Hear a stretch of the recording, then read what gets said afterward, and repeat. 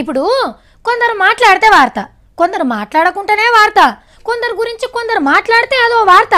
నా గురించి మాట్లాడుతుండ్రని తెలిసినా మాట్లాడకపోవడు వార్తే, మాట్లాడినా వార్తే, మాట్లాడినట్టున్నా వార్తే, మాట్లాడుకుంటా మాట్లాడినట్టు వార్తే, మాట్లాడలేదన్నా వార్తే. ఏంది మాట్లాడి అని కన్ఫ్యూజ్ చేస్తుంది అనుకుంటున్నారు కదా. మరి ఆ సార్ గురించి ఒక వార్త గిట్లనే మకతిక ఉన్నది.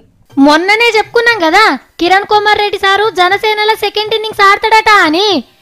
కాదు, మళ్ళా పాతింటికే పోతుండు అని ప్రచారం జరుగుతుంది.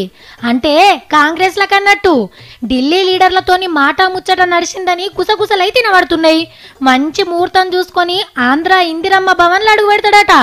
ఆడ పార్టీ పల్సగైంది కాబట్టి మాజీ ముఖ్యమంత్రి మళ్ళొస్తే పబ్లిక్ లో పతారా పెరుగుతుంది అనుకుంటుందేమో హైకమాండ్. అట్లనే సమైక్యాంధ్ర ఉద్యమంలా ఆకర్షిండు దాకా అన్న రికార్డు ఉంది సార్ పేరు మీద. నియంగానే చేయి గుర్తోలతోని మళ్ళా చేతులు కలిపితే రాజకీయాలల్లా ఎప్పటికెవ్వరు దోస్తులు గారు ఎవ్వరు దుష్మన్లు గారు అని మళ్ళోపారి రుజువైనట్టే. అప్పుడు సార్తో నడిచి ఇప్పుడు రాజకీయాలకు దూరంగా ఉంటున్న లీడర్లందరినీ పట్టుకొస్తాడేమో మరి. కానీ అప్పట్లో బీజేపీలో చేరుతుండు అని అన్నారు, మొన్ననేమో జనసేన అన్నారు, ఇప్పుడు కాంగ్రెస్ అంటుర్రు. రేపు మరి ఇంకే పార్టీ అంటారో.